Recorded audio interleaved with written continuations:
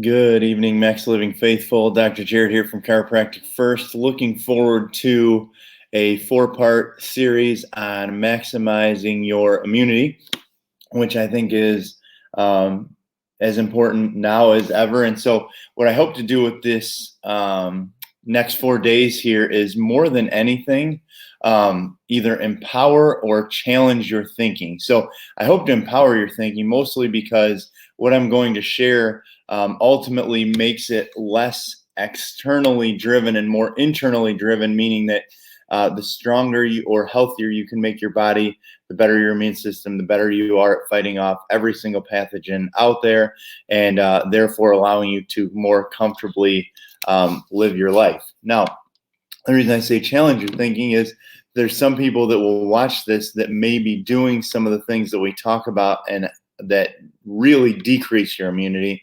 And so therefore I say, keep in mind, do whatever you feel is best, but I hope to, challenge your thinking in a way that's really constructive and really helps to help you get the outcome that you really want. So, you think about the immune system.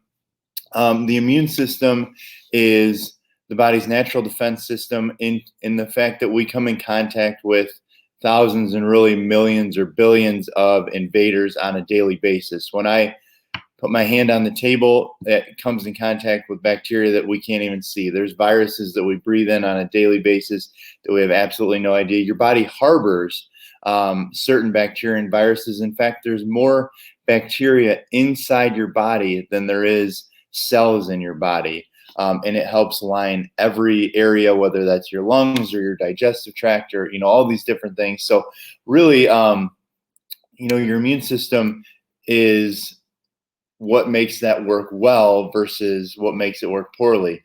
When we talk about natural immune response, your immune system has 21 different things or types of cells essentially that respond when there is a bad bacteria or virus that is encountered, and they all interact. In fact, I've attached a 6-minute YouTube video that explains it way better than I could. So if you really want to understand how your immune response works, watch this YouTube video. It's fantastic. It's very simple. It's more of a cartoon, but it really does a nice job at explaining why these things work the way they do and what your body needs. Now, one thing to keep in mind is that to have or to build your immune system, you have to use it. You have to come in contact with things. There was a video done by a couple of California doctors talking about how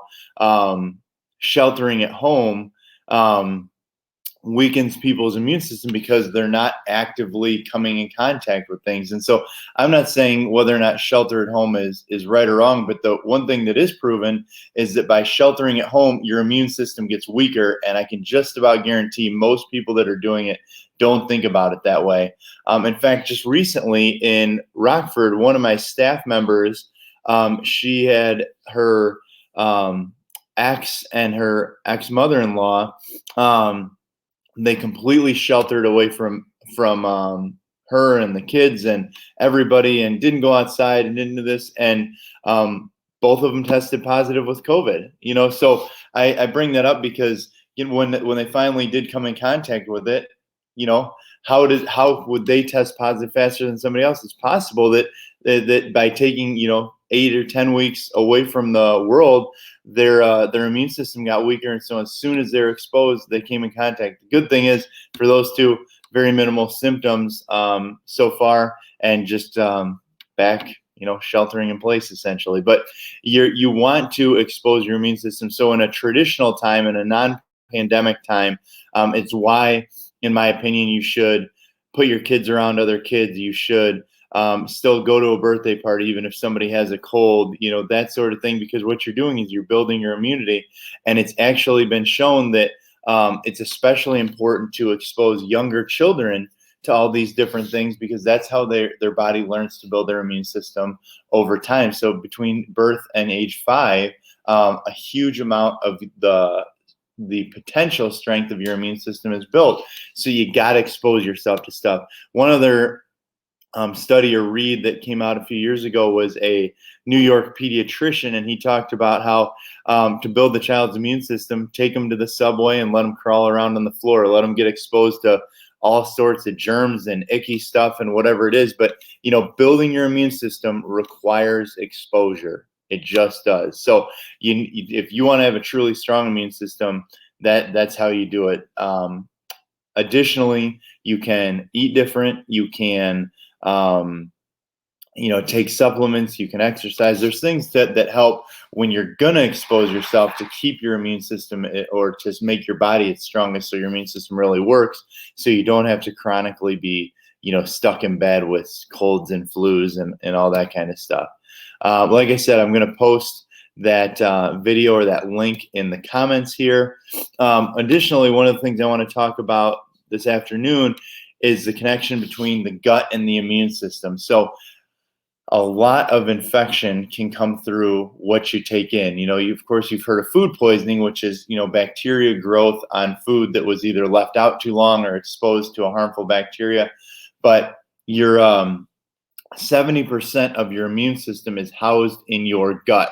So why is that important? Well, feeding your gut the right things. So for instance, if you've heard the term prebiotics, these are things that your gut bacteria eat to make them healthy. So those are in lots of vegetables, garlic, onions. For you coffee drinkers out there, coffee can be a good prebiotic to help build. Many people have heard of taking probiotics. Well, what are probiotics? Probiotics are the good bacteria that line your intestinal tract. The reason why, or one of the many reasons why many people have a weaker immune system, is they destroy their gut. How is the gut destroyed?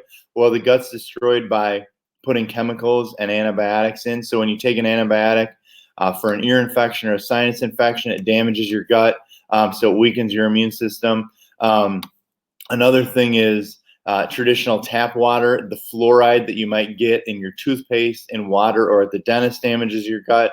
The antibiotics that are in cheap meats and dairy. So if you eat non-organic cheap meat, if you consume non-organic dairy, both of those have antibiotics in them.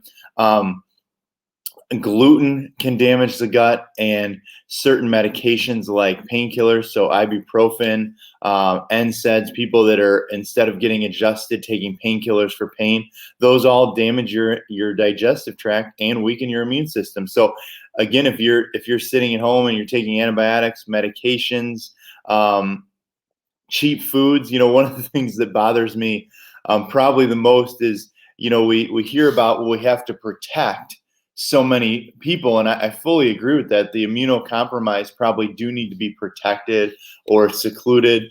At the same time, I was driving the other night and there were 30 people, 30 cars actually, jammed in the Culver's parking lot. I've had to divert in traffic 2 different times because the line to go through McDonald's is out into the street and blocking traffic. And every single night when I drive home on State Street from the office, if it's between 6 and 7 o'clock, there's a line out into State Street for Popeye's fried chicken.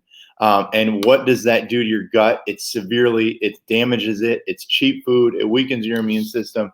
And yet there's plenty of people who are posting, for instance, on Facebook about how you should shelter at home, or you should, protect for the greater good. And then they're weakening their immune system. And so whenever we do get to restart here, they're going to be part of the problem potentially that contributes to it. So, keep that in mind. You are responsible. If you really believe in all this shell of the curve and all that kind of stuff, you're responsible for building the strongest body possible. Additionally, keep in mind, yes, healthier people can be carriers, but the likelihood of them being carriers of this are much less. And if they're a carrier, they typically are a much shorter carrier. And why is that? Well, the healthier the immune system, the quicker they kill that virus that they're carrying. So, you have everything inside you that you need to really help this country avoid a lot of where all the fear is coming from, and you're really not hearing that from the media. So build your gut, probiotics, healthy foods, fruits and vegetables, just the basics, the stuff you really probably already know, but it does significantly improve your immune system. Last thing for today, vitamin D. First of all, get outside. Just get outside. Back to that 1918 flu pandemic, the Spanish flu, that was so far way deadlier than the current pandemic we're dealing with. They found that people that got outside, got fresh air, got sunshine, had a lower death rate. Why is that important? Well, there's been lots of studies, and if you want to read these studies, you can go on our government's website. It's called PubMed, PUBMED. The PubMed website has, the last time I looked, 8 studies showing how vitamin D reduced coronavirus symptoms or death. I'm going to say that again. The higher level of vitamin D in the body, the lower that they had of the more serious problems. There's been many studies about that. So get outside, but also my recommendation would be supplementing with vitamin D. And what our vitamin D has, vitamin D, and it has probiotics. So it's going to help your gut, which helps your immune system.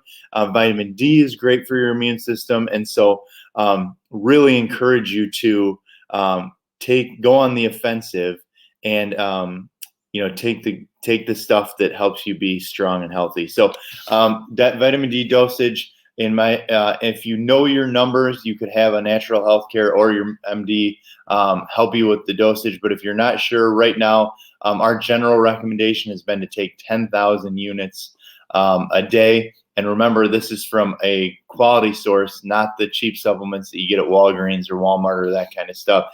I will also post the link to our supplement store for those of you that aren't quite comfortable coming in yet. So vitamin D and probiotics, great, fantastic way to boost your immune system. Have a great day.